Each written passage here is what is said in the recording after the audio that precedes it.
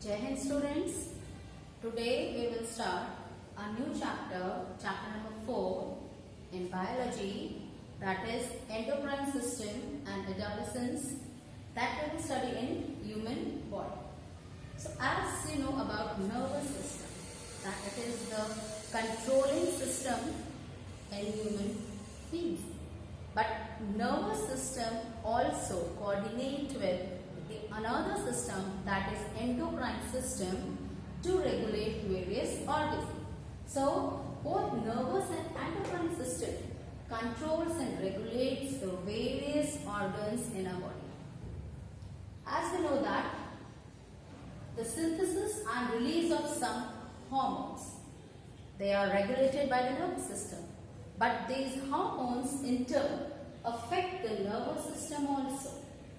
So these two systems, that is the nervous system and the endocrine system, they combine, they coordinate together and control and regulates the human body. So in this chapter we will study about some of the endocrine glands. But first of all, let us understand the difference between the exocrine and the endocrine glands. So in human body, there are two types of glands.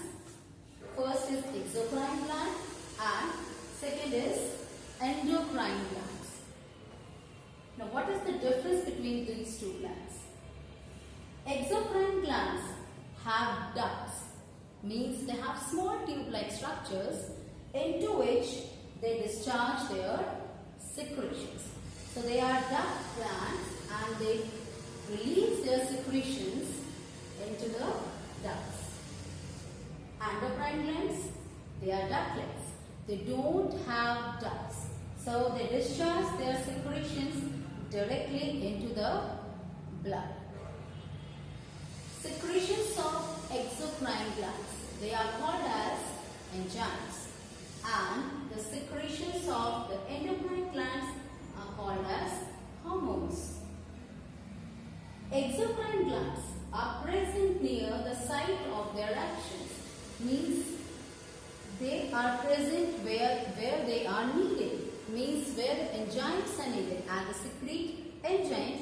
So where the enzymes are needed, as we have done digestive system before, I think so you have done in your previous classes. So like in stomach, gastric juice will have enzymes.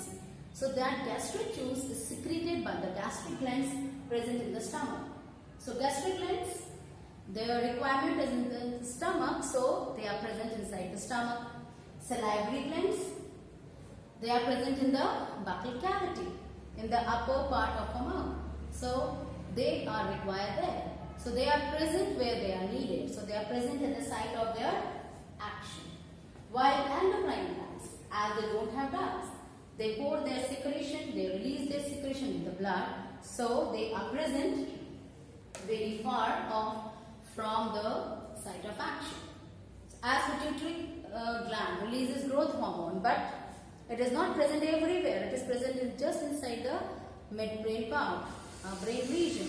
So these glands are not present at the site of the action. They are present very far away from their action because their hormones are, you can say, transported by the blood. So they reach to their site of the action through blood. Now as you can see, these are some of the endocrine glands present in the human body. We'll start from the most master gland, that is the pituitary gland. This is the master gland. Why this is known as master gland? Because it regulates the secretions of other endocrine glands. So this is pituitary gland and hypothalamus present in the brain region or the midbrain region. Pituitary gland secretes two hormones, that one is regulating hormone and the other is growth hormone. Regulating hormone stimulates or induces the secretion of other hormones by the different type of glands. Then parathyroid and the thyroid gland. These are present in the neck region. This is a neck region. So they are present in the neck region just below our voice box, that is larynx. Thyroid gland produces a hormone which is known as hormone. Thyroxine hormone regulates the metabolism of the body. It also regulates the breakdown of sugars. It helps in releasing the energy by the fat. When fat help release the energy when this hormone is secreted. Thyroid gland. Now, for every gland, hormone they can be deficiency also, and sometimes they can release more. Means over secretion also and deficiency of hormones also. And in both the cases, there may be disorders like pituitary gland. If the growth hormone is secreted more, means over secretion is there, then as it regulates the growth, so gigantism can occur. The individual may have it may have some tall height, more elongation of bones. If deficiency occur, then there may be dwarfism. Then adrenal glands, as you can see, these are kidneys, and adrenal glands are situated above the kidneys. They produce a hormone which is named as adrenaline. It controls all our emotions like fear, sadness, any shock, or so it controls our emotions. Pancreas is present just below the stomach. It produces the hormone insulin, which regulates the amount of sugar in the blood. And as you know about a very common disease, diabetes. So if deficiency of insulin occur, the person may it may have diabetes. Then these are the two. This is the ovaries and this is testis. Now if the individual is female, then ovaries are present and it secretes the hormone estrogen, and if the individual is male, then testis is present and it secretes testosterone.